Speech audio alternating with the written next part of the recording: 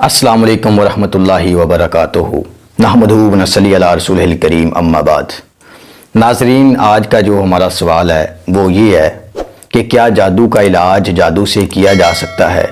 اس پرفتن دور کے اندر بہت سارے لوگ اس مرض کا شکار ہیں اور ان کو ایک ہی مشورہ دیا جاتا ہے کہ فلاں جگہ پہ سائی ہے تو آپ اس کے پاس چلے جائیں، وہ آپ کا علاج کرے گا، یا فلاں جگہ پہ فلاں جادوگر ہے تو وہ اس کا علاج کرے گا۔ جیسے کہتے ہیں نا کہ آگ کو آگ ہی ٹھنڈا کرتی ہے، تو ایسے ہی ایک مثال دی جاتی ہے کہ جادو جو ہے نا اس کا علاج جادوگر ہی کر سکتا ہے۔ اور اس کے متعلق ہم جانیں گے کہ اسلام جادو کا علاج جادو کے ساتھ کرنے اس کے متعلق کیا کہتا ہے۔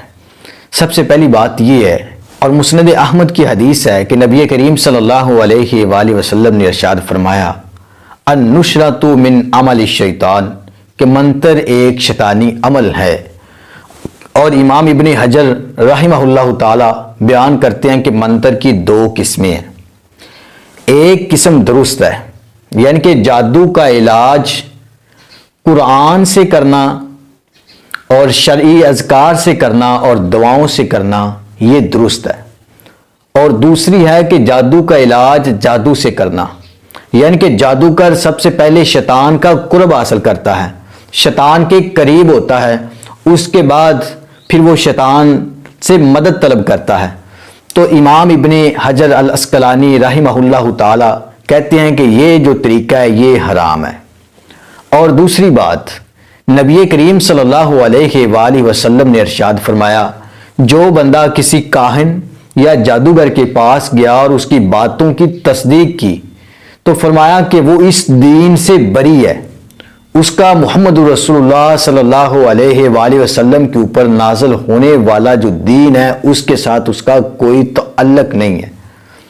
اور صحیح بخاری اور صحیح مسلم کی حدیث ہے کہ نبی کریم صلی اللہ علیہ وآلہ وسلم نے ارشاد فرمایا کہ 7 ہلاک کر دینے والے گناہوں سے بچو۔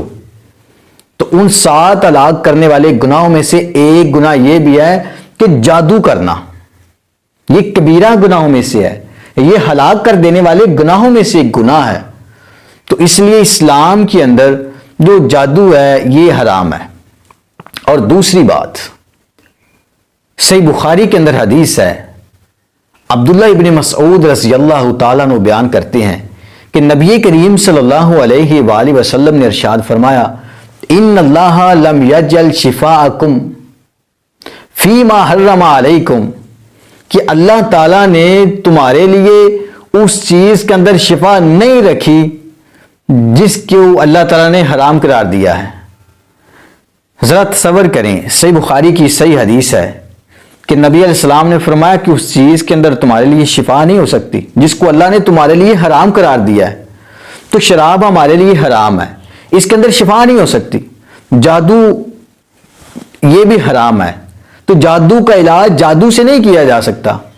اور نبی کریم صلی اللہ علیہ وآلہ وسلم کی زندگی کا اگر ہم مطالعہ کریں تو دیکھیں، جب نبی علیہ الصلوۃ والسلام کے اوپر لبید بن عاصم یہودی نے جادو کیا تھا تو کیا نبی علیہ الصلوۃ والسلام کسی جادوگر کے پاس گئے تھے؟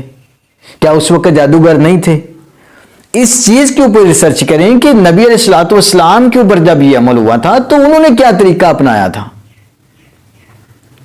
اللہ تعالیٰ نے ان کی کیسے رہنمائی کی تھی۔ تو جیسا کہ امام ابن حجر العسقلانی رحمہ اللہ نے کہا کہ جادو کا علاج قرآن سے کرنا، یعنی سورۃ البقرہ کی تلاوت کرنا، سورہ فلق ناس کو کثرت کے ساتھ پڑھنا، اور دوسرا فرمایا کہ اس کا علاج دعاؤں کے ساتھ کرنا، یعنی کہ اللہ سے تنگی، تکلیف، پریشانی اگر آتی ہے تو وہ اللہ کی طرف سے آتی ہے، جادو کا جو اثر ہے وہ اللہ کے حکم سے ہی ہوتا ہے، تو پھر اللہ سے دعائیں کرنا۔ اور تیسرا فرمایا کہ جو نبی علیہ الصلوۃ والسلام نے اذکار بتائے ہیں، صبح و شام کے جو دعائیں بتائی ہیں وہ پڑھتے رہنا، ان کے ساتھ جادو کا علاج کرنا، تو یہ درست ہے۔ اور جادو کا علاج جادو سے کرنا یہ اسلام کے اندر حرام ہے، ایسا ہو ہی نہیں سکتا۔ اور ایک بات یاد رکھیں، جادو کا علاج جادو سے ہو سکتا ہی نہیں ہے۔ جو جادوگر ایک بار عمل کر دیتا ہے نا، اس کے اندر اتنی سخت، اتنی ہمت اور اتنی طاقت نہیں ہوتی کہ وہ اپنا کیا ہوا جادو جو ہے وہ واپس پلٹا لے، اس کے اندر اتنی ہمت نہیں ہوتی۔ تو اسی لیے اب قرآن کی طرف آئیں، اسلام کی طرف آئیں، نمازیں پڑھیں، جب دین کو فالو کرو گے تو یقیناً اس کا علاج ہو جائے گا۔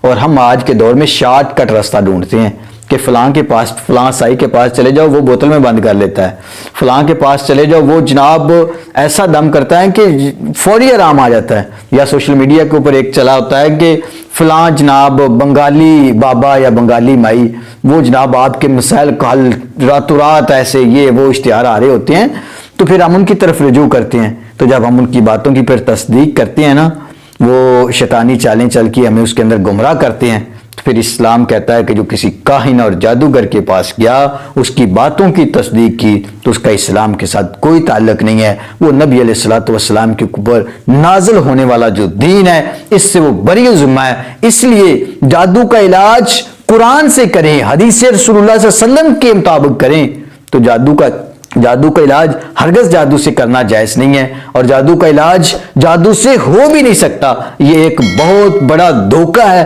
جس کے اندر لوگوں کو رکھا ہوا ہے۔ اللہ تعالی ہم سب کا حامی و ناصر ہو۔ والسلام۔